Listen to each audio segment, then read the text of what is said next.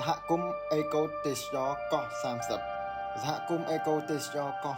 30គឺជាតំបន់ទេសចរណ៍ធម្មជាតិថ្មីមួយកន្លែងដែលនៅតាមដងទន្លេមេគង្គលើទឹកដីខេត្តក្រចេះដែលសហគមន៍នេះបានបង្កើតឡើងក្នុងឆ្នាំ2018ដែលមានចម្ងាយប្រមាណជាង95គីឡូម៉ែត្រពីក្រុងក្រចេះតំបន់ប្រជុំកោះ30លាតសន្ធឹងកាត់ភូមិភាសាភូមិចំនួន3គឺភូមិសัตว์លាវភូមិកោះខ្ញែងនិងភូមិពុនជានៃឃុំអូក្រៀលស្រុកសម្បូរខេត្តក្រចេះភ្ញៀវទេសចរដែលធ្វើដំណើរទៅដល់កោះ30នឹងបានប្លែកភ្នែកជាមួយនឹងជីវភាពរស់នៅបែប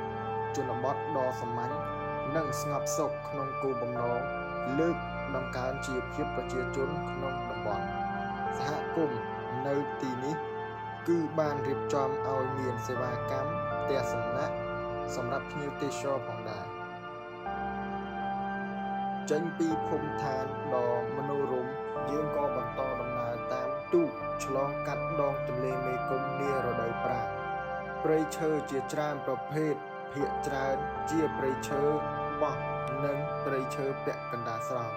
បានដើរតួនាទីយ៉ាងសំខាន់ក្នុងការផ្ដល់ជម្រកដល់សត្វបក្សីជាង 2000 ប្រភេទនៅក្នុងតំបន់កោះ30នេះធ្វើដំណើរគយគន់ទេសភាពបានប្រមាណជាង5គីឡូម៉ែត្រនិងឃើញសម្រស់ដើមឈើដែលដុះចេញពីផ្ទៃទន្លេយ៉ាងស្រស់ស្អាតតាមកោះខ្សាច់មួយយ៉ាងធំដែលមានឆ្នេរខ្សាច់សក្បុសនិងលិចត្រដែតឡើងចំកណ្ដាលផ្ទៃទឹកទីនេះគឺជាកោះ30នៅលើកោះខ្សាច់ដ៏ធំល្វឹងល្វើយយើងអាចងូតទឹកលេងកម្សាន្តរហូតទាល់តែហត់រួចមកយើងទទួលទានអាហារដ៏ឆ្ងាញ់ពិសាដែលរៀបចំដោយសមាគម